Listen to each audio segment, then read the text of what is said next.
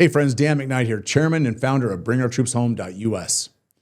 Today I am sitting here wearing this paisley shirt as an homage to my friend, Army Ranger and veteran, and Director of Field Operations for Bring Our Troops Home, Diego Rivera. You see, Diego is known throughout most of Western civilization as a grassroots leader, a political savant. And it's only fitting that I get to honor him today on Veterans Day by wearing paisley, which is Diego's own calling card.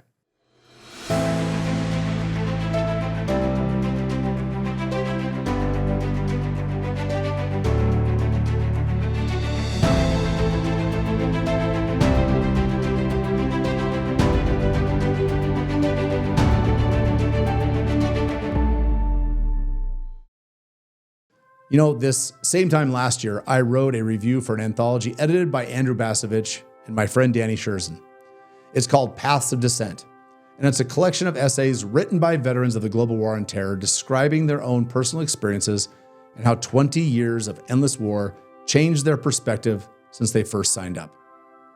One of the contributors, Jason Dempsey, he described the American public's perspective on military and war veterans as respectful indifference. That phrase has been on my mind this past week as we're approaching Veterans Day. That's because I think it's easier for our society to give veterans a discount at a hardware store or a free meal on Veterans Day, fajitas at a chain restaurant, than it is to reconcile the fact that less than 1% of Americans volunteer for the military and current recruitment numbers are in the dump.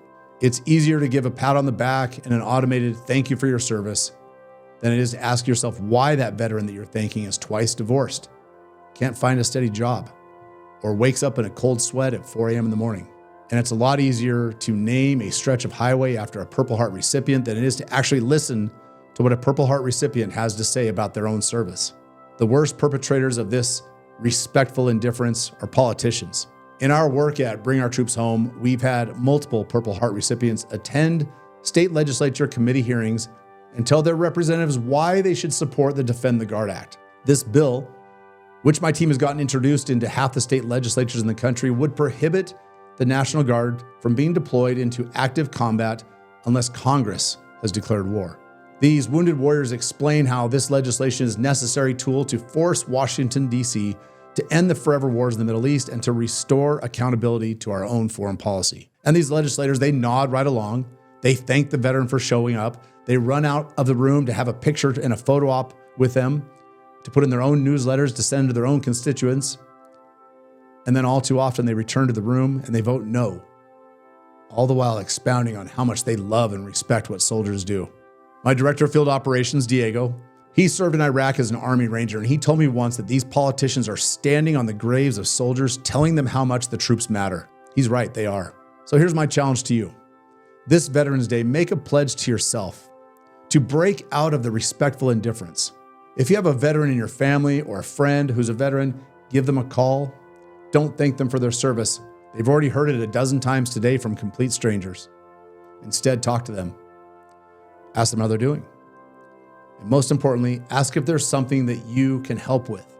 Ask them about their own service. Ask them how they feel about their country and their elected leaders, allowing them to be deployed into combat over and over and over in wars that have never been declared. Ask them how they feel about the politicians who are too chicken to put their name on the line before we put our boots on the ground.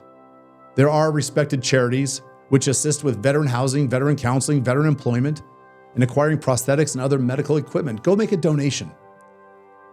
Lastly, most of all, I'm going to ask you to make a contribution to our organization to bring our troops home and enlist in our cause. Every dollar you give goes directly to Defend the Guard movement and keeping your National Guard out of undeclared wars. My organization saw unprecedented success in the past year. We had a floor vote in the Montana House of Representatives where we won a majority of the Republican caucus, and we passed Defend the Guard through the Arizona Senate. Bring Our Troops Home achieved this with a small, dedicated team of veterans and a budget that's a pittance of the Beltway think tanks. If you make a pledge of only $20 a month, I promise that we will pass this bill. We can make legislators listen to the veteran voices and act accordingly, but I need your help. Visit BringOurTroopsHome.us and click on the Join Us tab to learn more. My team is already laying the groundwork for a floor vote in the New Hampshire House of Representatives in January, along with doubling our efforts for Defend the Guard in Arizona, Montana, and other states. Once again, that's the Join Us tab at bringourtroopshome.us. Now, while this Paisley shirt is a nice tip of the hat to honor the service and sacrifice of Army Ranger and Iraq War veteran Diego Rivera, it's not the kind of thank you that Diego wants or needs or is deserving of. Do your part for American veterans like Diego and move beyond the respectful indifference and token gestures and actively help tomorrow's generation of soldiers by not making more combat veterans in no-win, undeclared wars. Join us. And happy Veterans Day.